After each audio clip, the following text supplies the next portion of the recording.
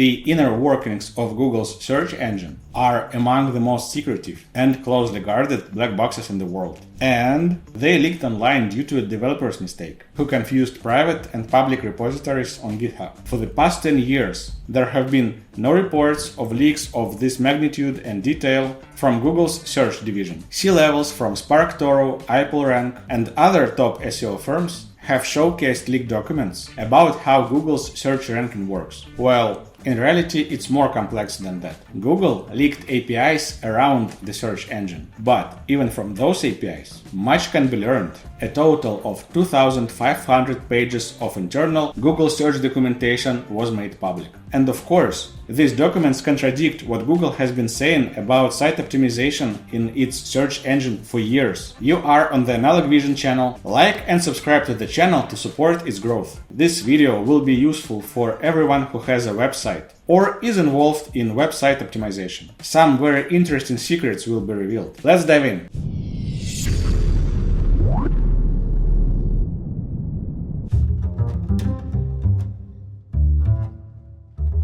Numerous checks through various former and current Googlers indicate that this leak is not a fake, not a joke, but a real leak, the investigation of which is now of great concern to all SEO researchers. Such documentation exists in many Google teams, explaining APIs to help familiarize project members with the available data. This leak coincides in appearance with documentation in public GitHub repositories and Google Cloud API documentation, using the same notation style, formatting, and even the names of processes, modules, functions, and links. In short, they leaked instructions for the members of the Google's search engine team. Apparently, the leak happened on GitHub. Someone accidentally and briefly published documentation to the public access, apparently confusing the private repository with the public one. And while the folder was there, somewhere between March and May 2024, the API documentation got onto HexDocs, and from there, it was downloaded by someone interested. Those who are into website optimization and promotion have long known that Google persistently denies using user data for ranking and search quality. Back in 2012, there were rumors that clicks in Google Chrome are more important than any others, because Google could measure such clicks. There was much talk about the search engine using user behavior data collected through Google Chrome and extensions for ranking and promotion of websites. And at that time, Google officially stated that it didn't use them. But despite this, SEO specialists didn't believe these statements. And as it turned out, they were right. How can we be sure of authenticity of the leak?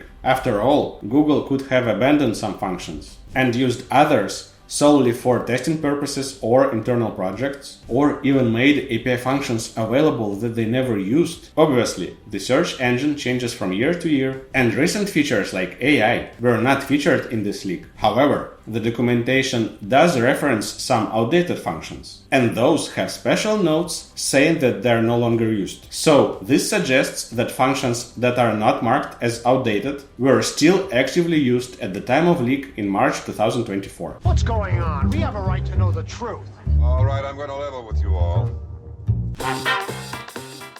We don't rank sites by authority. Google claimed that they don't use domain authority. What does this mean? The domain authority metric was created by Moz, and it assesses how authoritative is a site overall, primarily based on citations. The metric is based on various factors, such as the number and quality of links leading to the website. Moz developed this metric as a way to measure the likelihood of website ranking well in the search results. Firstly, when Google says that they don't use domain authority, they don't mean it doesn't exist at all. They're just saying that they're not using that specific metric from Moz. And it doesn't mean that Google doesn't have a way to assess authority of the website. They might just not use the same algorithms and metrics as Moz does. Secondly, Google might not assess authority of a website for a specific topic. That is, they might not measure how important a website is in a particular field of knowledge or for a specific subject. However, that doesn't mean that Google doesn't assess quality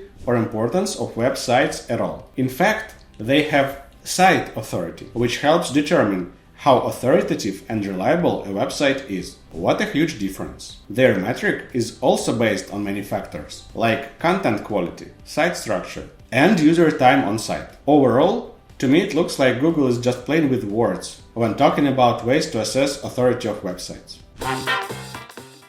We don't use clicks for ranking. Recently, the vice president of search testified in an antitrust trial and revealed interesting things. Specifically, he talked about the ranking systems Glue and NavBoost. NavBoost is based on clicks. The system analyzes how often users click on certain search results. If a link gets clicked frequently, it might indicate that it's more useful and relevant to the users. Based on the collected data, NavBoost can boost or lower the results in search output. Glue, on the other hand, is related not to clicks but to content. It includes news, images, videos, and everything else. Glue can also analyze behavior, but mostly focuses on interaction with content.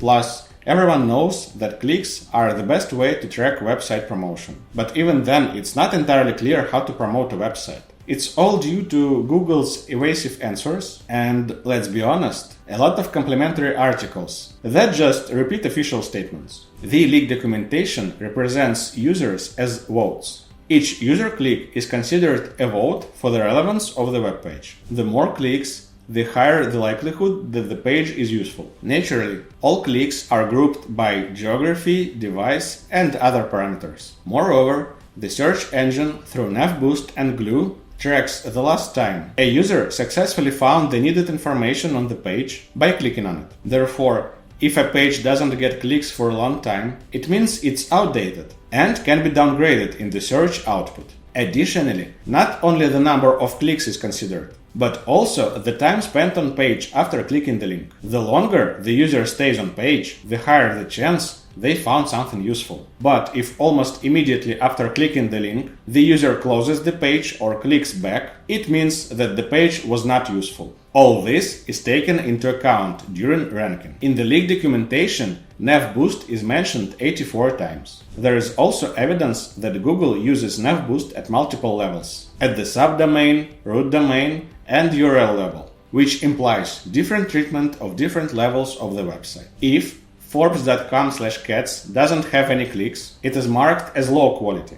and the link is ignored for analytics. But if Forbes.com/dogs has a lot of clicks, it is marked as high quality. In short, based on the number of clicks the page gets, sites are divided into three categories, for each of which its own quality rank is built. And the more popular sites by clicks bring a greater contribution to page rank, meaning they are more valuable. So yes, Google doesn't directly talk about click tracking and data collection from Google Chrome, but there are proofs of the opposite. Google uses clicks and post-click behavior in its ranking algorithms. We don't boost sites. Another thing that came out is that there are lists of sites in Google search that are forcibly optimized. Well, traffic is forcibly driven to them because they are forced to be at the top of the search. Known only in some topics, such as elections in the USA in 2020 or COVID, but there also might be other topics we don't know about. COVID was a very controversial topic, and we still don't know if vaccination did more good or bad. But what do people do when they need more info? They Google it. And if Google shows all websites where there are opinions of both sides in the search results, both right and wrong, it will provoke tension. So they decide to go the easy way and limit one of the sides in the search output. Whether it's right or not is more of an ethical question. There is no sandbox. For years, Google has been saying that the sandbox, into which all websites fall by age or by lack of signs of trust, doesn't exist. In case you don't know, the sandbox is a filter that discards young, newly created websites. Such a filter allows discarding junk websites that are created purely for optimization other websites, or as intermediary proxies for black SEO. But good sites also fall into this filter. Imagine someone built a simple website unrelated to the main site for a sales funnel, hoping to increase coverage. And here, bam, it doesn't even show in the search. How can this be and what to do? Because Google said they don't have the sandbox. But it just turns out they do. We don't do manual work. And the most interesting, data from eWalk is used directly in the search. This is a system where live people sit in front of computers and evaluate for money which search result is better. Apparently, there are users who, with their own eyes and opinions, determine which of the websites is better for you for a particular query. Therefore, it's important not to underestimate how important it is for quality assessors to perceive and evaluate your websites well. It's just like impressing a concierge when you don't have a keycard. Think of it as impressing a concierge at reception when you don't have access to the building. Either you go on your business or you stand in the lobby waiting for someone from the 20th floor to come down to you. And another revelation from the leak. Google considers a brand size of a website, not only based on the website itself, but in general on the mention of this website on the internet, even without links. But for SEO experts, that was pretty obvious. So, what to do now? If someone asks you how to attract traffic to your website, answer boldly, you won't go wrong. You need to create a noticeable, popular, well-recognizable brand outside of Google. The EEAT algorithm is actually not as important as SEO specialists think. As it turned out, the only mention where the EEAT is needed is in reviews on Google Maps. So, is it relevant? Try finding at least 10 friends that use Google Maps to find a website. The real aspects of EEAT, not those that claimed by Google, are either hidden, indirect, or so deeply buried that they have little to do with specific elements of ranking and promotion systems. When you have a brand, Google starts to perceive you as a separate entity, not just content or a collection of links in one place. And then all the SEO benefits are open to you. In case you didn't know, Google defines an entity as a thing or concept that is singular, unique, well-defined, and distinguishable. Building influence as a content author can indeed lead to higher ranking, and a little browsing through the search engine shows that there are many powerful brands that rank very well, but they don't engage in those rat races of boosting EEAT metrics. Content and links actually take a backseat when there is a clear user intent to find something. Suppose many people in the center of New York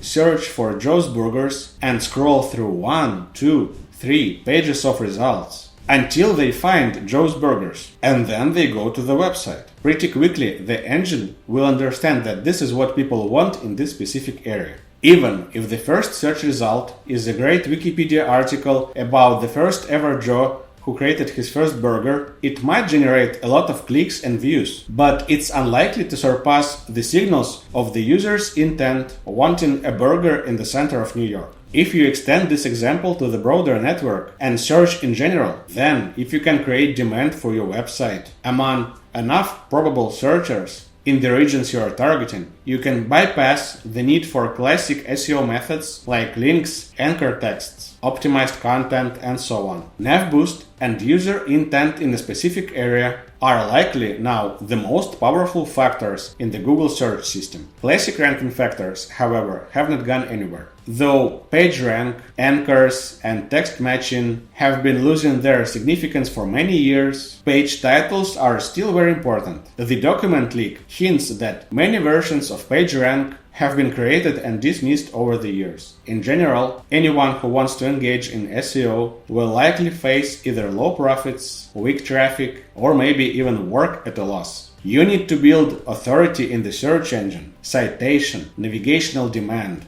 and strong reputation among the audience. In short, drive leads to your website by all means, right and wrong. Well, to dispel any doubts, Google actually confirmed the leak. Undoubtedly, this is the most significant leak about Google search in the recent years. It turns out that Google often lied in its recommendations, statements regarding the search engine. It's time to stop believing that content is king. Clickbaits and bot farms are the way to success in SEO. What to do now? We've already figured it out. Build your brand, gain authority, be a quotable source, and a search target in specific areas. What's your SEO strategy? Will you change it now? Write in the comments. I hope this video was helpful to you. You were on the Analog Vision channel. Like and subscribe, and don't forget to enable notifications so you don't miss a new leak of secret documents. See ya!